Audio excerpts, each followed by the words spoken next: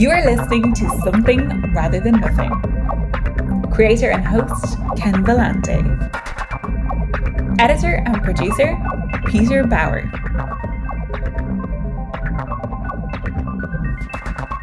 Hey everybody, this is Ken Vellante with Something Rather Than Nothing, and I'm just really excited to have Marc J Palm, artist extraordinaire on the show. Marc, before I start going on about your work and my enjoyment of it, welcome to Something Rather Than Nothing. Thank you for having me, Ken. I like the title. You know, it's got a good vibe to it to me. You know, it gives you questions instead of answers. Yeah. My Soren Kierkegaard said, "My duty as a philosopher is not to answer a single question, but to only ask more." Yeah. To keep asking more, and why? Yeah, why? Like why not? Why are we doing all this? So I think we're in the same wavelength. For listeners, folks out there, Marc J Palm, he does some incredible artwork. Some of his titles include the Fang, which is definitely one of my favorites. He has a series, Punch to Kill. There's a lot of great material, and I'm going to ask him to talk about it on his Patreon. And those who don't know, Patreon is a way you can directly support artists and their work. One piece I'll say right off the bat is I get packages from Marc every few weeks, and gosh, it's nice to go to the mailbox and get a beautiful artwork. So I encourage everybody to check out his Patreon. But he's worked and done some work with Mad Magazine, and I just told them prior to popping on here, there was a indie comics kind of Comic-Con in Portland. It was at a hotel. We're both remembering a lot of great artists, and that's where I found Marc Palm and had his material and just followed his stuff. And dang, we got him on Something Rather Than Nothing. So, Marc, just how you been? How's the artwork been going? Your routines? You been busy and happy? Oh yeah. This has been a big summer. I've got like 3 big comics I was working on, a few illustration pieces, just pounding it out, and pushing a lot of ink around, and then also doing a lot digitally too. So I move in both worlds there, kind of keep a balance on that. So yeah, I'm working on a lot of stuff. A new Punch to Kill is close to being finished. I've got something coming up called Implants that I'm illustrating with a writer, Matt Acosta, and that's going to get serialized in a magazine called Infinite Horrors. All right, starting this fall, I think. So wonderful. Yeah.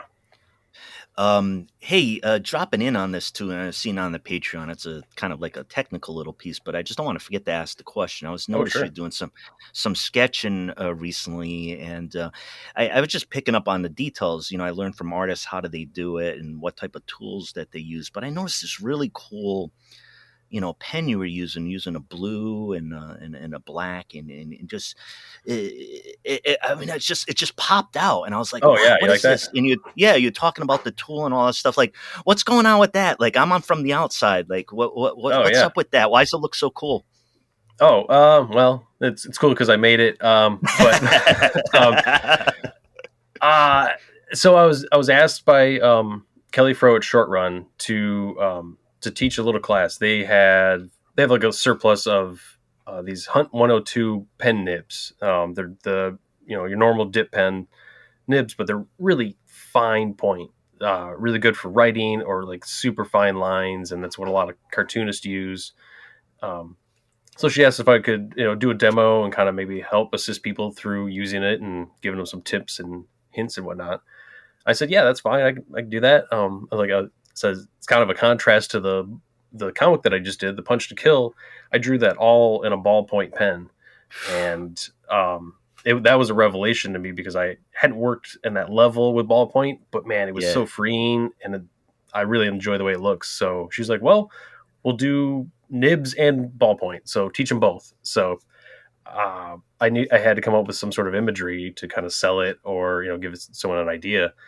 I necessarily don't merge these two inks. or these styles, but I just figured out a way. I was like, do the pen nib inking as I would, a lot of black outlines, and some fine strokes, but then the ballpoint, it's feathery, and I kind of try to like sketch in a lot of lines. It gets more of a pencil type of stroke on that. So yeah, just kind of combining those things. That's how I came up with that. So I'm glad you enjoyed that. I hastily shot a little video and kind of doing a demo myself. See if I could do it live, Yeah. I mean, heck, Mark, we're going to go from nibs to why the universe exists during our time here. You know what I'm saying? So, no, I really loved it. And I really loved the videos and just a peek into how you do your things. Mark, I do want to start off, like kind of with the big conceptual question. And so I love your art. I've been a huge fan, which you just realizing, more time, those people out there just loving all your stuff. But so I'm jazzed. I'm like, Marc Palm is like one of my favorite artists. I love what he does. And I say, wow, these are great art pieces. But Mark, you're an artist. I mean, what is art? Like, what do you think art is?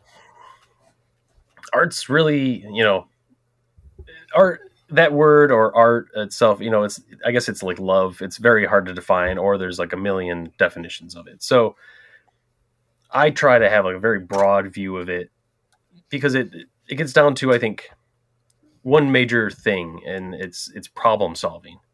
Art is problem solving. So maybe you have a problem. I need a unicorn.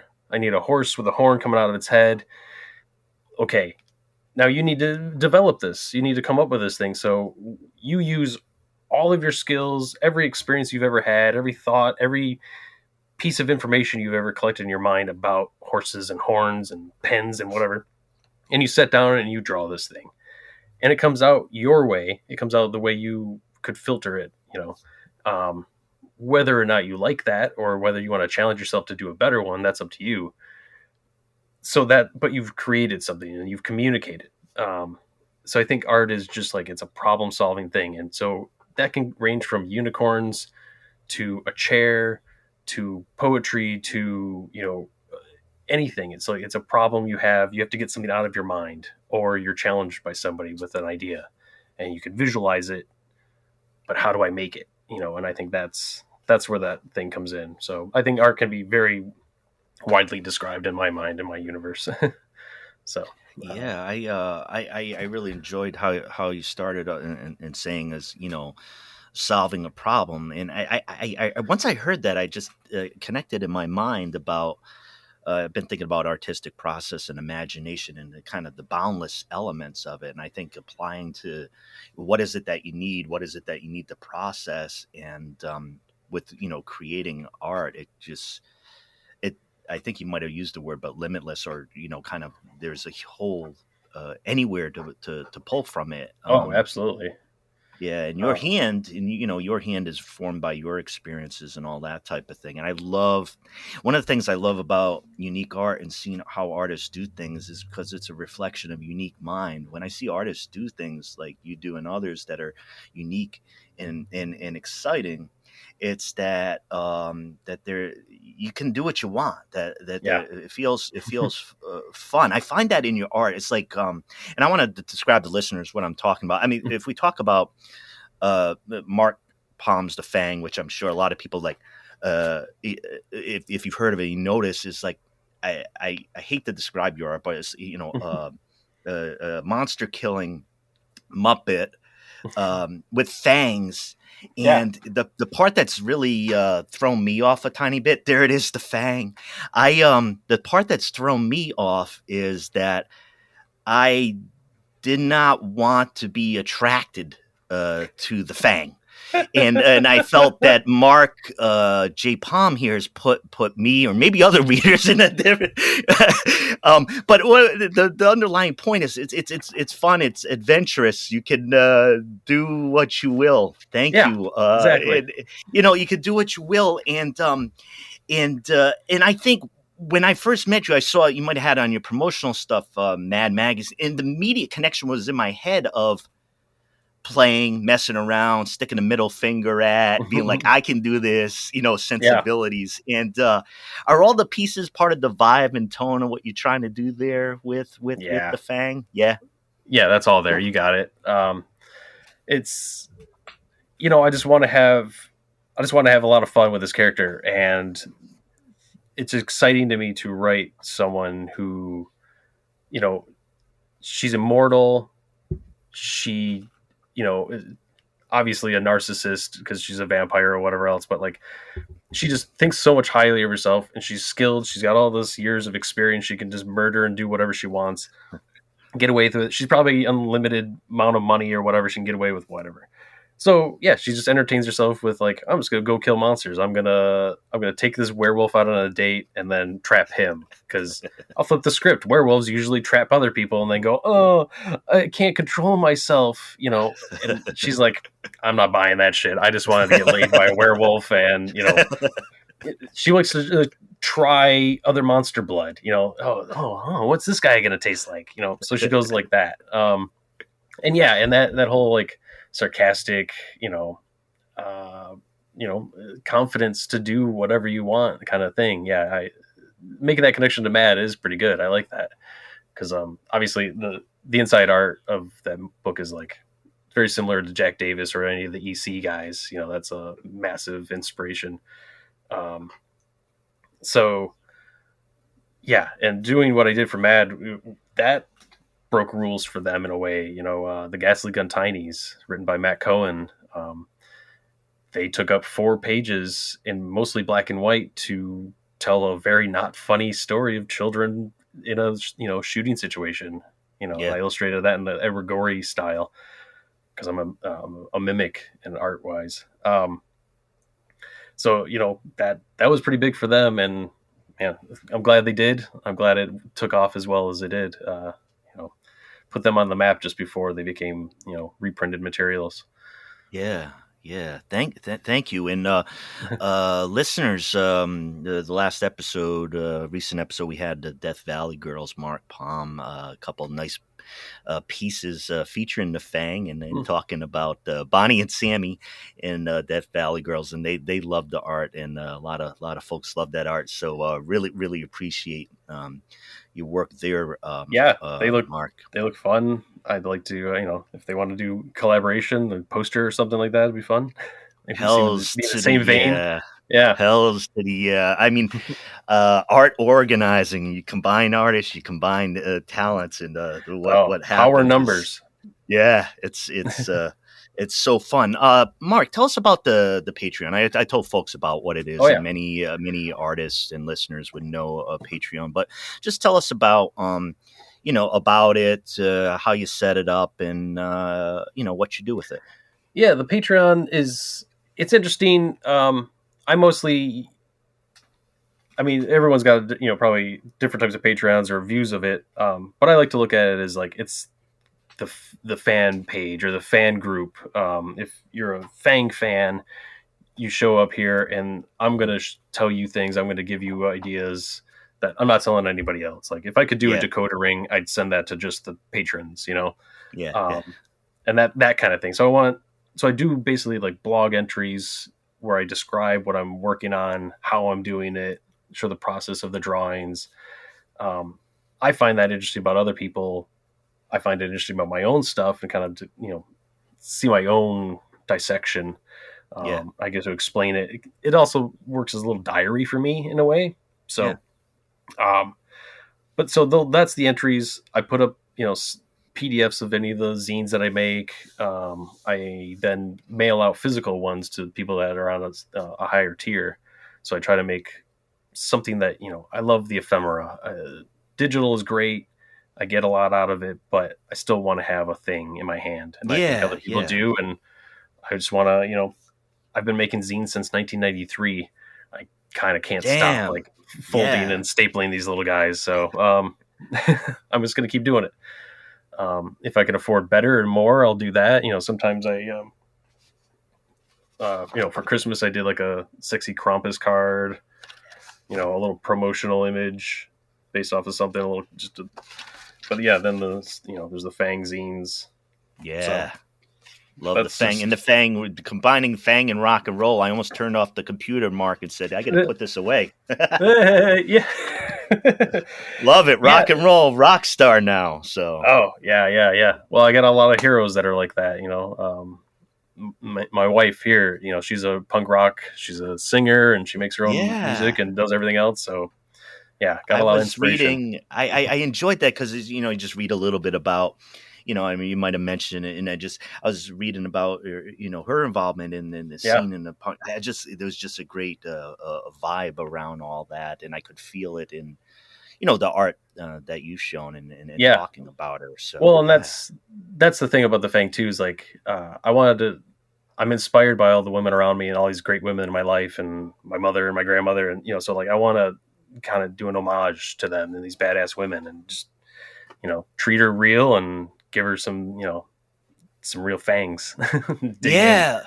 Well, I loved that you said that too. I mean, I think on the podcast, I've had, a majority of female guests, and there's a lot I find. I use the podcast a lot of times just to learn. I have this kind of endless curiosity, so I try to learn, but also celebrate the artists that I hear. But what I found a lot of times is just I wanted to, whenever I can, because it's my own interest, is to feature who I want to feature, and to reach out into different areas and art. And I've learned so much from all my guests, but the women on the guests, and sometimes being pioneers and first in what they do. And I think too, with the whole zine culture, if we think of Riot Girl, and so what you're talking about, like Seattle, we think of some cities and that whole zine culture, whole long ethos of like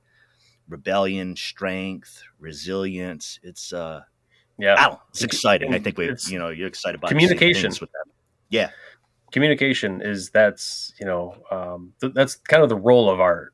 If it's the problem solving is to create something, what are you doing? You're creating it to communicate to someone else what a horse with a horn looks like, or you're trying to tell yourself what it is. You're kind of, I've pushed a lot of ink around on, sketch pads, and looked at it days later and be like, oh, that's what I drew. Okay. I mean, I guess that is kind of a reflection of last week, but we're revealing things about ourselves, and also just, moving things and doing stuff. So we're communicating. We have to, it's whether it's the words or the image or whatever, it's, we got to express ourselves somehow. We're like little sponges of information. We're constantly just absorbing stuff. We got to expel it one way or another. Artists are people who just, they train the drawing muscle more than the running muscle or the hammer muscle, or or the salesman muscle. So a lot of us are not good salesmen because we're focused on the other bits. But and I used it. I had the question there, the role of art, and I appreciate what you said, is be able to communicate out. Can you tell me as an artist, have you felt that you have a choice in being an artist and communicating the way that you do, or do you feel so much as far as who you are and what you express that this is my only choice? Like, how do you feel about being an artist human? That's the way you are human. Yeah. It's I guess, to put it as like, if I have a choice, I guess I have a choice. I could not if I wanted to, but ultimately I do feel, and I state this to other people, like I got a sickness, I'm just gonna draw. I'm just gonna create and make things. There's no motivation deeper than just like my own brain and my own ambition, just to like, I gotta get these ideas out, or I enjoy doing this. It's like swimmers probably enjoy swimming, so they could choose not to if they wanted to, but like, I enjoy pushing the ink around or drawing or whatever, so I'm gonna keep doing that. So I think I think of it sort of as sickness, and my motivation is self-satisfaction, and I think that should be the goal, or I don't, should be is not a good way to term things, but I think I would encourage others to be more self-satisfaction based in creating art versus money based. Like, oh, I see this formula. I've seen people make money at it, so I'm gonna replicate that and try to make money. And then, you're kind of taking up table space because you're not in it authentically, to do it. You're just trying to like hope that it leaps off into making a bunch of cash, or you get a cartoon deal or something. And it's like, Yeah. there's people that are in it really deep. So I want to. We've bumped around a little bit with the music. In my mind, I have these things just interrelated. I can't separate out the music and creating. there's a or lot of listening parallels to for it sure. already. Yeah. So, is there anything? I'm just going to ask. Is there anything? You're Pacific Northwest. I'm from the East Coast originally, and I'm particularly sensitive to the differences, the wonderful, the maddening differences of the Pacific Northwest, and loving it and truly belonging, but also being perplexed by it all the time. But talking about the music scene, when I came out here at the music scene, Portland blew my mind because there's a lot of metal there. I'm a big doom metal guy. Oh, nice. Punk. So it has that good vibe. I've been up to Seattle and caught some Seattle music, and know historically the scene there. Is there something about the music and that stuff that's going on that comes out in your experience and your work that's Pacific Northwest, Washington, that type of thing? Yeah. I mean, I grew up. My first 4 years were in Michigan. And originally in a suburb of Detroit, then in the corn country, where I developed my taste because I had to start hunting for music, and it was during the '90s. It was during the '90s, so going after the grunge stuff. Yeah. So that's when my mind turned on to music, was in that era. So obviously I was drawn to Seattle. I came out here in the early 2000s and haven't turned back. The music was a draw, and the accessibility to good music, couldn't be matched. I didn't go out to too many shows in Detroit and Chicago like I should have or could have. But Seattle was way easier to get to and buy stuff and get new CDs and use CDs and all this other stuff and trade with people. And so, later it was probably another 5 or 7 years after I was just kind of seeing shows that I got involved with the people in the shows and putting on shows. And my wife, she was a huge, local event coordinator for all these noise shows and experimental music and stuff. So once I got involved in that, then it's really got deep. And so, that plays a huge part of it. And I think the parallels with independent music and independent comics are very similar. Everyone's pushing really hard to make their stuff and get a sale and whatever else. I feel there's a weird musicians, they have to go out and perform after they've recorded or before they recorded. They have to go out and perform this piece of artwork every time and have the same passion and have the same energy and the same care and the same love of doing it every time. And they have to sell it that way. Luckily, I only have to draw my comic book. It takes a year maybe, but I only have to draw it once.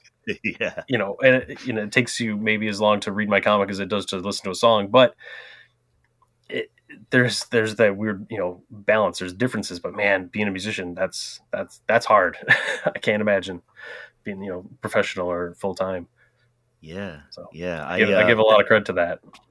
Yeah. Thanks for your comments around that. I mean, sometimes I was just, talking to you. I mean, sometimes people's brain doesn't think about these, what could be disparate elements in the same way. And what I find really interesting, Mark, and I had mentioned earlier about the panels that you did. This is in the same vein. I've done 153 episodes. Now I've commissioned a couple pieces, but in somewhere in my head, once I had contacted them, I saw them in the comic book world, and I had been talking to you, and then it was music and comics. It was just, that's what was going to happen, independent. And one final Death Valley Girls thing I need to tell you and tell the listeners. They have a podcast, and it's tremendous, and I know Mark would like it.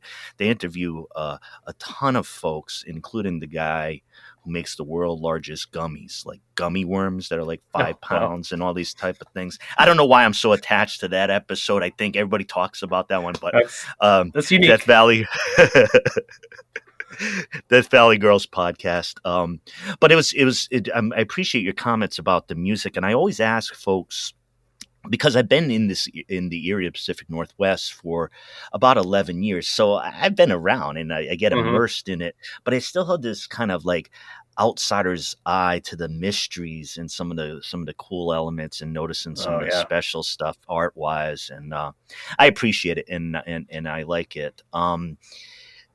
So one of the things I wanted to ask you about, Mark, is to make sure, as we're talking here, that you can connect folks to your work. And we had mentioned the Patreon, which is under Marc J Palm, under Patreon. It's just so I don't forget. I was wondering, just both for me and the listeners, where to kind of come into contact and the different things you do, just so they know that now.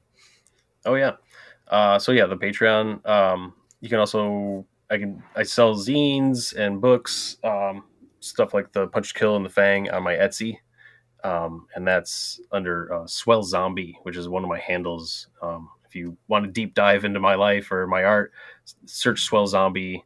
There's decades worth of blog posts, and I did do experimental music, so there's Swell Zombie music out there somewhere. But then for some more artwork, more modern stuff, you can see the whole Ghastly Gun Tinies that I did for Mad. That's on Behance, for Adobe's Behance or whatever, and that's behance.net/Marc Palm. Awesome. So that's out there. I'm on Instagram. I post a lot of stuff on there. And yeah, like I'm around here and there, but those are mostly the spots. Yeah, and everybody, thank you, everybody. I know pretty darn soon I want to get a whole bunch of new Marc J Palm material. Check it out; it's such great stuff. And you can also sorry, no, go ahead, jump in. Fantagraphics Books also they distribute the Fang Volume 1 and 2. Yes. So they're always having sales like Halloween or their holiday, Black Friday sale or whatever. Yes. Throw it in there when you're buying, ordering Richard Sala or the New Clouds or something. So it's a good little small book. Tiny book. Gorgeous book. Not even big as my head. I own a copy. And folks, you comic folks who are listening, Fantagraphics, you hear that? Fantagraphics published. They're amazing Marc publisher. J Palm stuff. A gorgeous publisher, American Treasure. Fantagraphs, that's the imprint for the Fang. I got to correct you. They distribute me, but they didn't publish me. Well, hey. But it's just as good. If they're touching it and distributing it, they believe in it. Yeah, for sure. Amen, brother. Hey, not going to let you go anywhere. I'm just going to throw the big fastball up around inside towards your head. Marc J Palm, why is there something rather than nothing? I'm pretty darn sure you know. Because there's gotta be. There's nothing. This is nearly impossible to imagine. Even if you say, well, I mean, it's just there'd be nothing. There'd be black, or there'd just be whiteness. Well, there's still white. There's still black. There's something. So something. And I think if that kind of question makes me think of someone saying, "Well, I'm bored. I'm here in this room and I'm bored." I'm rarely ever bored. I have an imagination, or I'm curious. So even if I was in a white cell, I wouldn't be bored. There wouldn't be nothing. I'd start understanding the texture of the, it's concrete, not metal, or it's kind of dirty. Oh, well, there's this crack, or there's a bug. There'd be something, not nothing. It kind of helps just kind of focus on things, and maybe keep it in the moment if you're, looking around for something instead of imagine there's nothing here. I appreciate that. Marc J Palm has grounded me, folks. Here we go. Thanks, Marc J Palm, for grounding me. Thank you. Do you hear that every day, brother? I try. All right. Hey, Mark, I just wanted before we take off here, I wanted to thank you so much for taking the time talking about your art. I'd was a love lot of fun. Listeners, to jump in, check out stuff. But I just wanted to just ask, talking about music and talking about comics and independent. Any thoughts you want to comment about any of that? Maybe a couple things you run into, things that excite you recently artistically. Wow. What am I really excited about? I mean, there's so much out there on Instagram that you're just scrolling by. Did you like The Sandman? Have you watched The Sandman show? I haven't seen that. Okay. And I'm a oddity because I never read the comic either. But I gotten into The Boys. That's a good action. I love that because it's a good satire and superhero stuff, which I'm a big fan of Rick Veitch. So if you like The Boys, go back to the original stuff and get, Max Immortal and Brat Pack. And those are terrifyingly good, like breakdowns of superhero stuff. And they have good commentary on the Siegel and Schuster kind of debacle and whatnot. So yeah. I dig around in the old stuff a lot of the times, but Dean Martin, Jerry Lewis movies are in my player right now too. So I'm all over the place. Amen. VHS or beta or DVD or my VHS player, my VCR broke down, and so I'm stuck with just Blu-ray currently. Dude, I'm sorry to hear that. I during the pandemic, the pandemic was a terrible time, but one thing I can say is I went to the recycling bin one day and I looked inside and there was a VCR and I said, no way. Man. I said, no way, this thing can't work. And because to me at that time, I'm like, this is a beautiful, like, why are people throwing out gold, like in the recycling? Yeah. So I bring it in, plug it in, and the thing works. And it's right in the room where I am. And I'm like, beautiful. Hey, VHS back in style. So yeah. Anyways, it's the hot thing, at least up here in the Pacific Northwest, whatever says. We get the VHS tapes again. I worked at Scarecrow Video for a number of years, so I encourage people to go and rent movies, go rent VHS and DVDs and Laserdisc. They have them all there. They're still there. Nearly 200,000 individual movies. It's beautiful. It's amazing. Go ahead. Music recommendation. Yes. The new OCs is great. Oh, okay. I just love that band. They're always kicking it ass. Right now it's the very punk leaning album. So yeah, that's what I'm jamming to right now. Yeah, and just another thing. Just this past Saturday, so Alice in Chains up in Washington, up over past the border. Alice in Chains and Breaking Benjamin and Bush with my son, and Alice in Chains shirt on. He's 13 years old, and it was just one of those moments. I'm like, man, we're both headbanging. And we're just loving it. So it's been nice to chat with you, Mark, and thinking about awesome. Music and the cool stuff that you make. I said it a billion times. Everybody, check out Mark's stuff. Such great energy. Laugh, feel the wrongness of some of the panels sometimes, and the discomfort. Go with those feelings, and you're having a great art experience. Mark, you're great. Yeah. Thank you. Thanks for coming on, man. Not a problem. Anytime. Thanks a lot.